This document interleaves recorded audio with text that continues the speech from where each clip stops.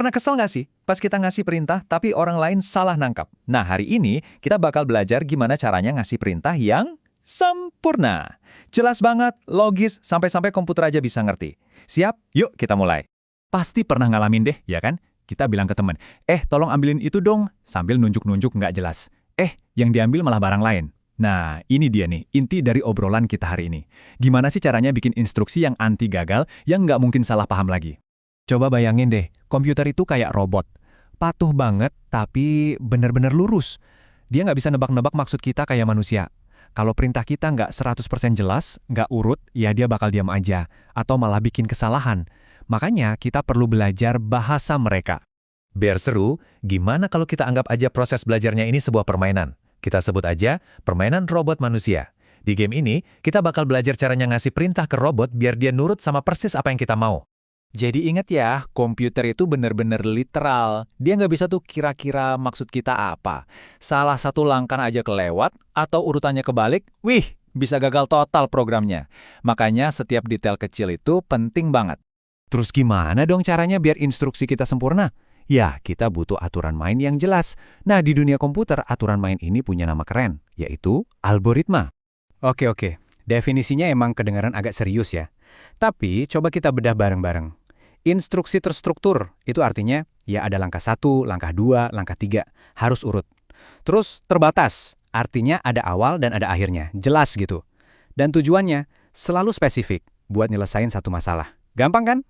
Biar makin gampang lagi, bayangin aja algoritma itu kayak resep kue. Nggak mungkin kan kita masukin telur setelah kuenya matang di oven? Aneh. Atau kayak aturan main catur. Setiap bidak punya langkahnya sendiri-sendiri. Semuanya harus diikutin satu persatu, berurutan, biar hasilnya bener. Oke, resepnya udah ada nih, si algoritma tadi. Sekarang pertanyaannya, gimana cara nulis resepnya?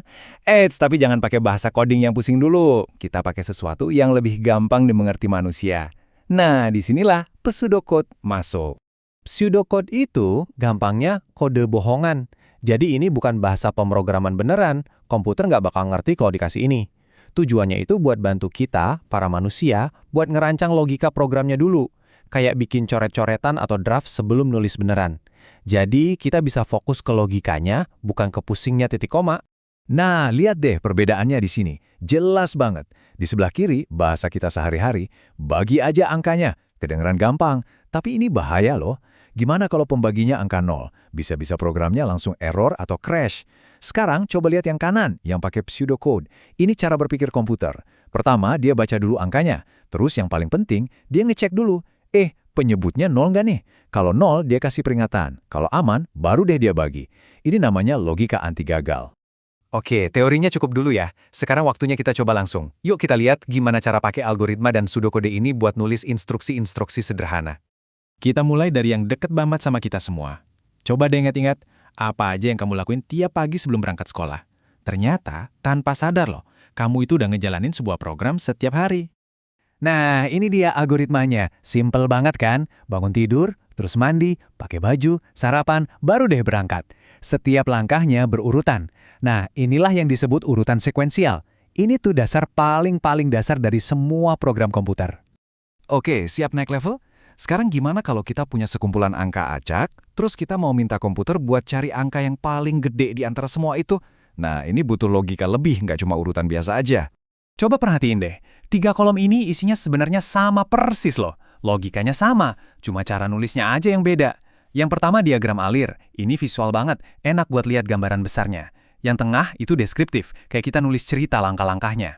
Nah tapi coba dilihat yang paling kanan, si pseudocode. Ringkes, jelas, dan strukturnya udah mirip banget sama bahasa pemrograman beneran. Ada kata kunci kayak while atau selama. Ini perintah buat ngulang-ngulang terus, keren banget kan? Inilah kekuatan pseudocode, efisien dan logis. Terus, buat apa sih kita belajar ginian? Apa ini cuma buat orang yang mau jadi programmer aja? Jawabannya, tentu aja enggak. Yuk kita lihat gimana semua ini nyambung banget sama dunia kita sehari-hari. Nah, ini nih intinya. Belajar soal algoritma dan pseudocode itu bukan cuma biar kita jadi jago pakai komputer. Bukan cuma jadi pengguna. Tujuannya tuh buat ngelatih otak kita supaya bisa mikir logis dan terstruktur. Biar kita jadi seorang problem solver, pemecah masalah. Nggak cuma di depan komputer, tapi di kehidupan nyata juga. Jadi apa untungnya buat kamu? Pertama, kamu jadi bisa mecahin masalah yang rumit jadi langkah-langkah kecil yang gampang diselesain. Kedua, nanti pas kamu main game atau buka aplikasi, kamu jadi kebayang, oh gini toh cara kerjanya di belakang layar. Ini bukan cuma soal ngetik kode, tapi ngelatih otakmu buat mikir kayak arsitek. Dan siapa tahu ya kan, ini bisa jadi langkah pertama kamu buat bikin teknologi keren di masa depan. Nah, sebelum kita udahan, aku punya tantangan kecil buat kamu. Coba deh setelah ini, perhatiin sekelilingmu. Mungkin pas kamu lagi ngeliat resep masakan, ngikutin petunjuk di Google Maps, atau bahkan pas lihat lampu lalu lintas ganti warna. Algoritma itu ada di mana-mana loh. Coba deh, instruksi terstruktur apa yang kamu temuin hari ini? Makasih banyak ya udah nyimak.